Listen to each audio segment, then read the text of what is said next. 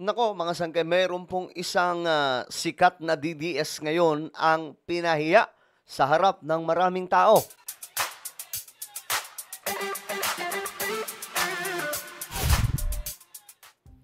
So ito na nga, pag-usapan po natin ngayon itong isang sikat na DDS na ang nangyari mga sangkay ay pinahiya po sa harap ng napakaraming mga tao. Okay, pag-usapan po natin ano nga ba talaga ang nangyari doon. Anyway, bago tayo magtuloy-tuloy, sa mga hindi pa po dyan nakakapag-subscribe sa ating YouTube channel, tayo po ay road to 2 million subscribers na. So kung gusto nyong mapabilang sa patuloy na dumaraming mga solid sangkay, makikita nyo po yung subscribe button sa baba ng video na to. I-click nyo lamang po yung subscribe, i-click ang bell, at i-click nyo po yung all. Sa mga nanonood naman po sa Facebook, syempre guys, i-follow nyo po yung ating Facebook page. Okay. Eto na. Siguro naman kilala nyo po ito mga sangkay. Siya po ay isang DDS na nung may nagsiwalat mga sangkay tungkol sa kanya na tila baga umiiwas siya sa salitang pagiging, sa pagkakakilanlan na pagiging isang DDS. So, bakit kaya? Bakit parang kinakahiya nila mga sangkay yung pagiging isang DDS? Yan po. Siya po ang bumabanat din kay Attorney Claire Castro. Isa pong political strategist. Ayan, si Malu Tikia. Ngayon, mga sangkay, ito po ang nangyari. Pakinggan po ninyo. Si Miss Malu Tikia. Ma'am, where are you at? Si Miss Malu. Ayan, si Miss Malu. Oo. Nakakatuwa si Miss Malu kasi DDS yan eh. Oh. Binanggit po kaagad yung identity. Nagtawanan. Nag-guess ko yan sa TV, tinanong ko siya, ma'am, DDS ka ba? Hindi naman ako talaga ganun, ma'am, DDS ka, tigil-tigilan mo yan.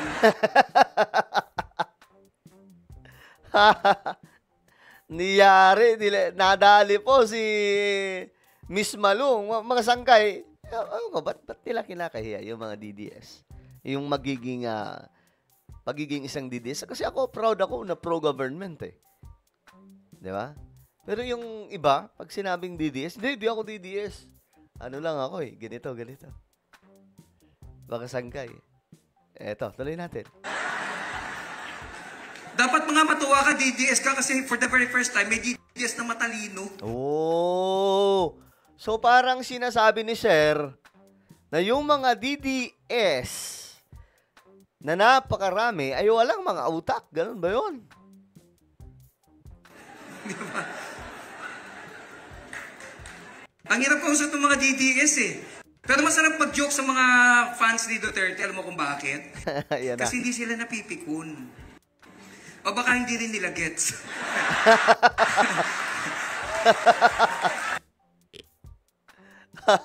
Alam nyo guys, ito nakaka-relate lang talaga ako mga sangkay. Ito sinasabi ni Sir. Yung mga DDS na parang hindi po sila makagets. Every time po na mayroong, halimbawa, may tinatanong ako mga sangkay sa isang post. Alam nyo yung isasagot nila, bangag ka, gumagamit ka ng pinagbabawal na pulburon. Mga sangkay, magmumura sila. Lahat po mga sangkay ng walang kakwenta-kwentang argumento, bibitawan nila. Kaya nga mga sangkay, ito hindi na po nakapagtataka. Bakit may mga kurap na kinakampihan nila? Kasi maliliit po talaga utak nila mga sangkay. Biruin nyo ba naman? Si Saldico nagsalita, dati galit sila dun. Diba? Dati galit na galit sila, mga sangkay.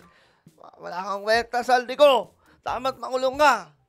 Nung kumampi sa kanila, guys, nagsalita kahit kasinungalingan. Aba, bigla silang naging tagahanga. Naging tangahanga ni Saldico. Sa madaling sabi, ano sila mga sangkay? Mahihina po talaga yung utak. Hindi po talaga nila mga sangkay. Hindi ko naman nila lahat mga sangkay. May mga DDS din naman po na mga matatalino. May mga kaibigan din po tayong mga matatalino na DDS. Pero marami sa kanila.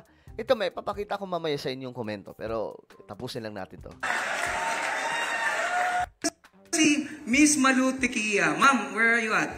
Si Miss Malu. Ayan, si Miss Malu. Oo. Nakakatuwa si Miss Malu kasi DDS yan eh. Nag-guess ko yan sa TV. Tinanong ko siya, Ma'am, DDS ka ba? Hindi naman ako talaga ganun. Ma'am, DDS ka. Tigil-tigilan mo yan.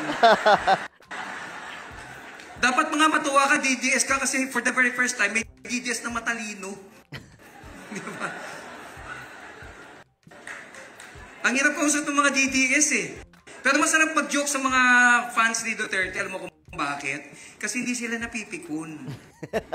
O baka hindi rin nila gets. Alam nyo guys, ito, may mapakita po ako sa inyo. Ito po, mga sangkay. Ito yung pinost ko. Tingnan nyo ha. Sabi ng mga mangmang na DDS Buhaya Warriors, wala daw nakawan nung panahon ni Tatay Digong kasi takot lahat. So ano to? Take note the word rampant ghost projects. Ngayon, tingnan po niyo yung mga comment, mga sangkay. Magbasa-basa po tayo ng komento ng mga DDS. Magkano bayad sa'yo ng mga boss mo? Guys, ito yung argumento nila. Ito yung tanong ko, mga sangkay. Yan po yung tanong. Ano to? Bakit sinabi ni PRRD na may mga ghost projects at rampant pa? Ibig sabihin, malawakan, malala, mga sangkay sa DPWH. Ito yung argumento nila. Ito pa, mga sangkay. Labaw paning sakay, mga yawa. Oh, kita nyo? Kala nila, hindi ko nagigets. Kahit Bisaya yan. Tagadiin ka, boxing kita. You see guys, ganyan po sila kaliliit ang utak. Talagang ano mga sangkay, wala po silang matinong argumento, kaya nga tatama rin ka mag-reply. Paano ka magre-reply dyan? Walang kakwenta-kwentang reply. My goodness. Ito pa. Marami to mga sangkay.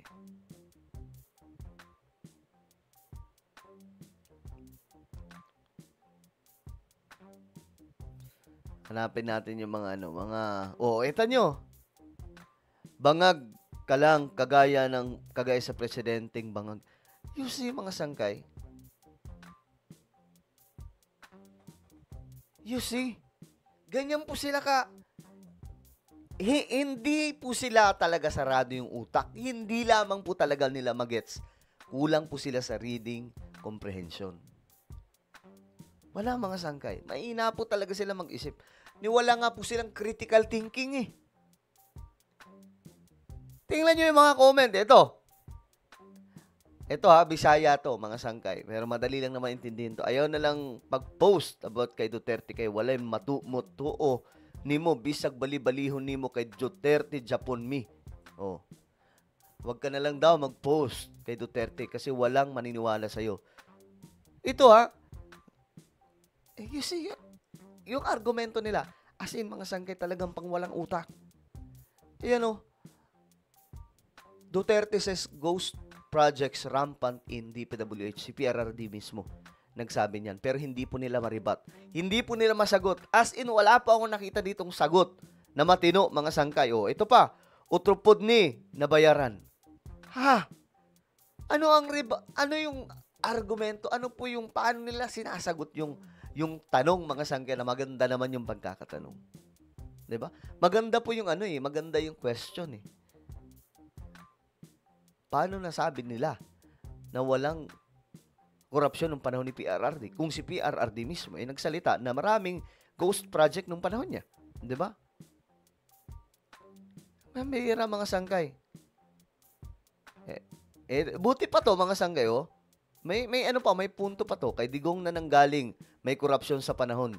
Yun lang, wala siyang ginawa. Buti pa ito. Ganitong klaseng komento, mga sangkay, ang kailangan.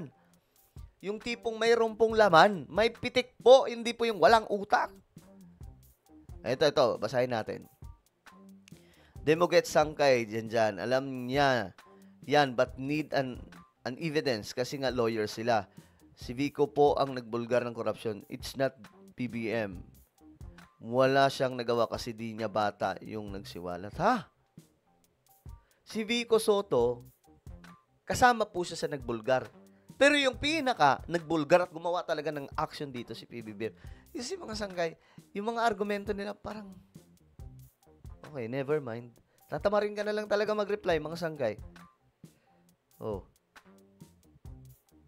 Oh, kita. Mas mangmang ka. Oh.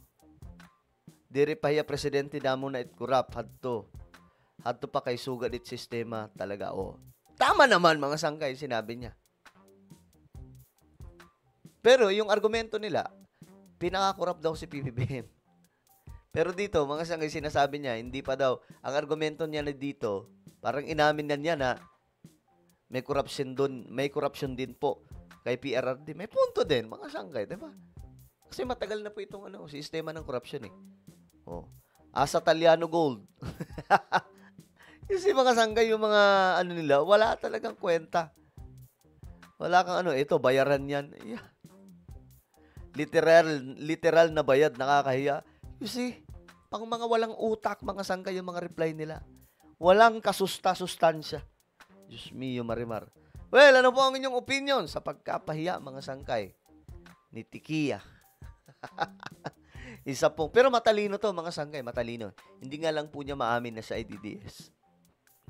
Ano po ang inyong opinion? Comment down below. Mayroon po tayong YouTube channel, Sangkay Revelation. Hanapin niyo po ito sa YouTube ngayon din. Then click the subscribe, click the bell, and click all. May ako mga sangkay. Siguro kaya hindi niya maamin. Hindi niya madirekta na sa DDS kasi nga nahihiya siya. Kasi alam niya na yung mga DDS wala pong utak. Especially mga sangkay, yung mga nabasa po natin. Di ba? Okay, kung na pa yung magpapaalam, mag-iingat pong lahat. God bless everyone.